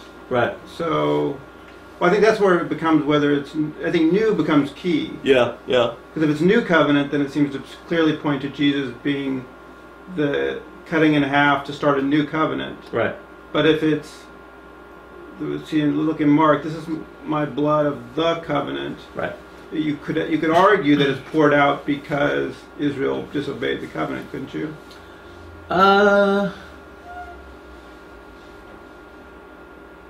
You would have to posit something different. You would have to posit a new mechanism in the covenant making a ritual. That somehow, once the covenant is broken, some blood of the covenant can be poured out to erase that sin, which we don't. I don't know how that would fit. Well, it's a little tricky, and we've talked about this before. Yeah. So then you're saying in that one, the one thing that's tricky is why can someone else pay the price? If you make a covenant, like let's say you make a covenant, right? You, Charles, make a covenant, and I step in and say I'll pay the price. It's like, well, he made the covenant, right? Why can you take someone else? Like, right. And that would be a new mechanism, right? So I agree with generally where you're going, because I think that's where we've been going last semester, is that Jesus in a way is taking on the vocation of Israel. Exactly. Right. We talked about that, but I'm trying to figure out specifically here. I'm not sure how that's going to fit. I think it can fit within the larger story, but I would say new covenant is probably the better way to approach it. And that seems more like he's being broken as the animals to make the covenant. Yeah, as a new covenant. It seems like, I don't know. It seems like this is a new covenant ceremony rather than somehow a fixing of the previous one. Okay. But I don't know. This is where we're all asking questions because this is all Jesus says. Once again, he doesn't get clear. It's like I said, the problem with the Synoptic Gospels is the death of Jesus is central, but we don't know why. And somehow this is really, really critical. And we get it's really, really critical. We get the death of Jesus is wrapped up with the coming of the kingdom of God, is wrapped up with the reestablishment of the covenant. But exactly how? It is what's missing in the discussion. And there's also like some foresight in this. anticipation, I guess is a better word. Yeah. For what's going to happen. And like one thing I'm thinking of now you're putting this out, like if I took that plate and I broke it and I said, this is my body, Yeah. that would be like something's going to happen. Yeah. Very much. Yeah. Yeah. So he is anticipating his death, and he's declaring he's anticipating his death. He wants to preemptively interpret it. Okay, except he was not that successful, or maybe he was. We're just not getting it. But he wants to preemptively interpret it, and he says interprets it as being a covenantal act, a covenant renewal act. So here's a question. Yeah. If we go with the idea that if there's a break of the covenant, one of the parties has to be punished. Yes. Or perhaps even die. Right. Let's say. Right. What does it mean here that Jesus, in creating the covenant, is the one who's also dying? Yes. Right now? Yes. That's exactly where I want to go next. Which is now we have this idea that God has actually killed himself. Right. God went ahead and killed himself to make a covenant. Which is it? So if you're talking about suffering the punishment for the breaking of the covenant, God went ahead and suffered the punishment for the breaking of the covenant. Preemptively. If you go in that direction. Which covenant? The new covenant. The new covenant is that is establishing man and God, in which God says, you know what, I know you guys are going to break it, so I'm going to die ahead of time. Because you're going to break it. And I'm going to die ahead of time to suffer for, and to make, and in fact I'm going to use my death as the means to establish this new covenant in the first place. Which is still kind of problematic. But you want to take that further? No, one way to say we are no longer bound by the covenant, because after all, yeah, the punishment already happened, so we don't really have any bounds to it. Right. That's one way of one of the party members has already suffered the punishment of the covenant. Right, so yeah, we're not bound by it. That's one possibility. Yeah. I don't know. Or another possibility might be something like, yeah, it doesn't matter if you break it, because the punishment has already been meted out. Yeah. That's another possibility. That's a good question. Well, it gets a little confusing though, because the idea of the covenant is that, just to hopefully complicate things in a good way. Yeah. One thing that's tricky is that when you make the covenant, the idea is that the party that broke the covenant should pay for it. Right. So it's kind of a new mechanism to say that, like, if we make a covenant and I break it, right, and you pay for it. Well, see, that's the weird part, is that in the process of us making the covenant, I cut myself to make the covenant between us. What does that do to the covenant? That seems like we've done something very strange to the covenant making process. Two parties joining to make a covenant. One party says, you know what? Instead of using animals, let me just cut myself in half, and then we'll take that on. What does that mean? Right? What is the significance? I think you're getting at the fact that therefore this covenant the punishment of the covenant has already taken place preemptively. One party has already suffered the consequences of the covenant breaking. So that's getting us somewhere we might want to go in terms of meaning of atonement. But without a doubt, it's weird. It's a little strange because even in the new covenant, yeah, we should be the ones getting the punishment. Well, here's sort of an answer to that, would be to say that Jesus, as part of humanity, right? He not only was God, but also human. Yeah. That helps. And as much as a human was kind of killed for breaking of the Well, that covenant. makes sense. So basically, he can play both sides of the equation. Yeah. Yes, he can. And that's one option. How do you incorporate the drinking of the blood into that? Drinking the blood into this idea, this imagery.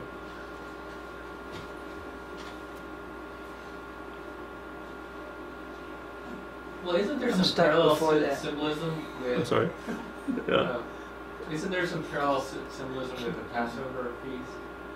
There is some, like but the lamb being slaughtered. Right, but there's no lamb here, isn't it? I mean, the meat is conspicuously missing from this meal. But then Jesus is sort of like the lamb. So he says he's the blood. And He's the blood and the bread. He doesn't actually take on the meat. This is what you're actually pointing at something that I was bothering me. Like, where's the meat in this passage? Okay, there's no meat in the Passover lamb, and here's the reason. And people argue this is that because this happens, there's no meat in this meal because this happened before the Passover.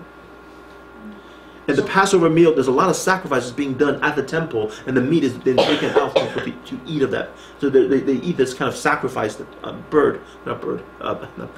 lamb. And here there's no lamb to be had. Another possibility is that this is happening towards the end of the ceremony, where the meat has already been distributed. Well, I mean, like I said, I believe that in the discussion of the Gospel of John, I will argue that this happens the day before Passover. And I will argue that Jesus does it intentionally, that he's having Passover without the temple involved. Okay, and we will talk about that when we look at the Gospel of John and what John does with Jesus' death. Okay. But on face value, it could also be that the meat's already been eaten, and this is later. Well, whatever happens, Jesus decided not to connect him to the meat. That's the problem. Okay, Jesus is not connecting himself to the meat. He's doing the wine and he's doing the bread. Well, it's not necessarily a problem, is it? It's just an issue. Okay. All right, it's an issue. I think it's different because he finds a way to get to his body without using the meat. Well, it's a problem is that we would expect him to do the meat. It's like this. It's like this. He's the Lamb of God. He's the Lamb of God. Exactly. He's the Lamb of God. See, like, why isn't he the meat? It's just like when you go to Hebrews. It's just like when you read Leviticus 15, and there's a whole section about the scapegoat, right? You know, the goat, and then the high priest tells the sin of Israel and puts them on the goat and sends the goat out to the wilderness. Okay, and you think, what a perfect imagery of Jesus.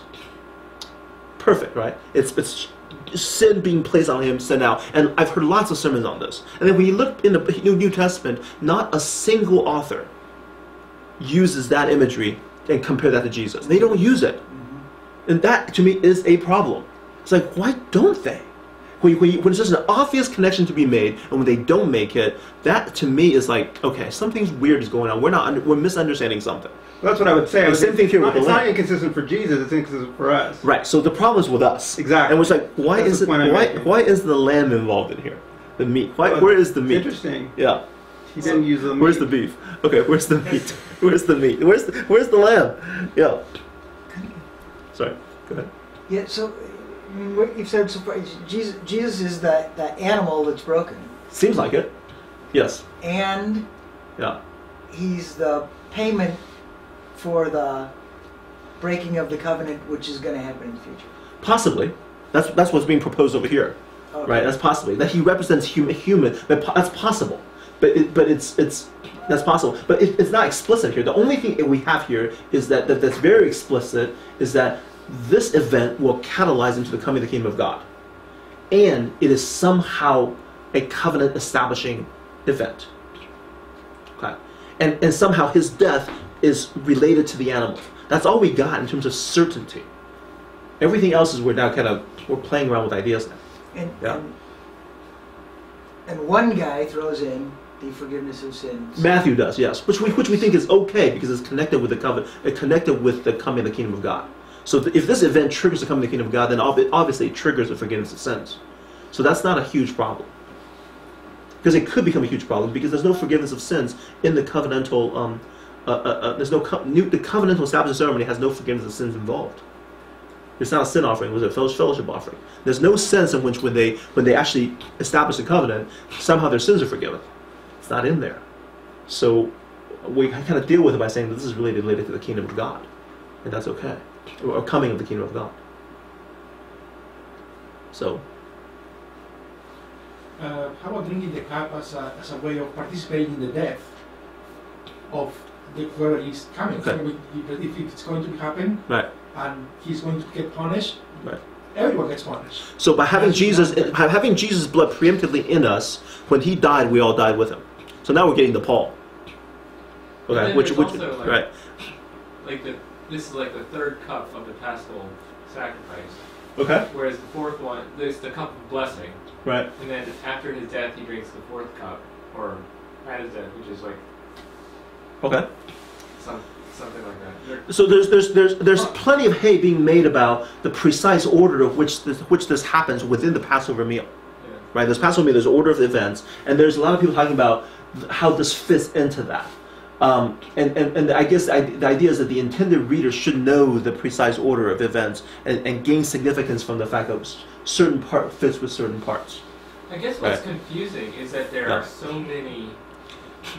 There's so many places in which it parallels different events in the Old Testament, different prophecies in the Old Testament, and it doesn't seem to like have a direct analogy with any of them. It's like it analogizes all of them in slightly different ways. Yes. So it's really hard to grasp it as a whole, like to say, okay, it makes sense. This is the analogy. I like what you're saying because that's exactly what this guy said. I was reading it a couple days ago on preparing for this, and he says there's no proof text. There's no one text you can point to. It's referring to the entire tradition, and somehow within the intersection of all these ideas, this thing comes out as having somehow makes sense. Right. God, couldn't you pick one metaphor? Yeah. But somehow this thing, connecting the covenant, Passover, and everything, and then Kingdom of God coming and return from exile for innocence, all of it ties together, and somehow it all going to make sense in the death of Jesus. And we're like, yes, but how? Right? Yes, but how is the question we're asking here, and try to probe a little further. But what I want to do actually, and I hope I've accomplished it, is that we know what's for certain and what's speculation, because there's a lot of speculation out there. So I'm much more interested in, okay, here's what we know for sure about this event and its significance. It definitely does something like bring about the kingdom of God. It is definitely covenant renewal. It definitely refers to his death.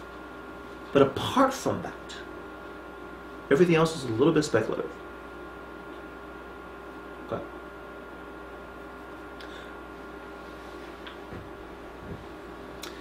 Any questions, comments? Well, but it seems like in the Synoptics, this is the Passover meal. Yes. Correct? Yes. This is the Passover meal. Yes. We don't, but it doesn't explain to us the steps of the Passover meal, but just says it is. It could assume you already know. Right. Yeah. It could assume that you already know. You're supposed to know how everything fits, and somehow that's significant. The problem here, of course, is the authors do not lay out the Passover meals, and they kind of jumped into the very section. Is that important? The first question is it important? I was looking at it. It says that it is the Passover meal, though. Yes. But it doesn't lay out the Passover meal, but it says it is the Passover meal. Yes. How would that be with Luke? Because Luke is, speaking to the Gentiles, and if you're supposed to know what the Passover meal looks like. Yeah. It's a problem. I agree. I'm not terribly concerned. I for one, and when I've heard this discussion, I've never found a huge insight into looking at the precise Passover meal and then fitting this in there. It's nice, but it didn't turn on any light for me. That's me. It's a problem. It's like, okay, how does that help me understand this is the blood of my covenant? And for me, it hasn't worked. Maybe somebody can come along and do a better job with that. But it's like, well, okay. I mean, that happens at that time. Okay, that's cool. But is there something beyond? I guess I'm trying to figure out. Is something going to help me? I'm not sure. Questions, comments? Did you say before you were going to argue from John that? That's later on when we get to John. That's so John. John is the one, right? Our fourth series of 5. Yeah, I know. Did you say you're going to argue that it's not the Passover meal?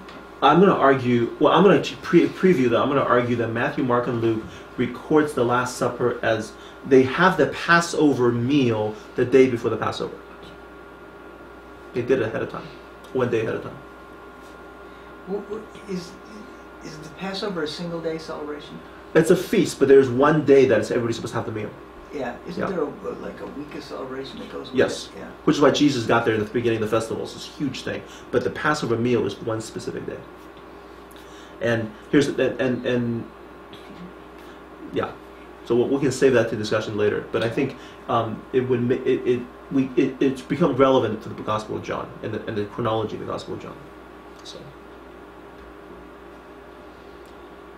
Are there questions?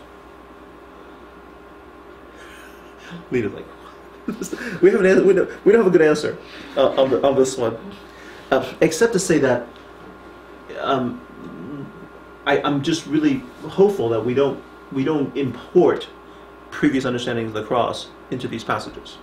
If anything, go with where it's going. Covenantal renewal, coming in the kingdom of God. However that happens, okay. However that happens, the death is related in that way to the storyline. Okay. Okay. Well, let me pray for us. I think we went pretty long, sorry. Father, we are grateful for a new covenant with you. We're grateful that we are in this place of grace. We're in this place where we have seen your love and your sacrifice for us, and you provide this example of service and that is not about power, not about authority. And we're very grateful.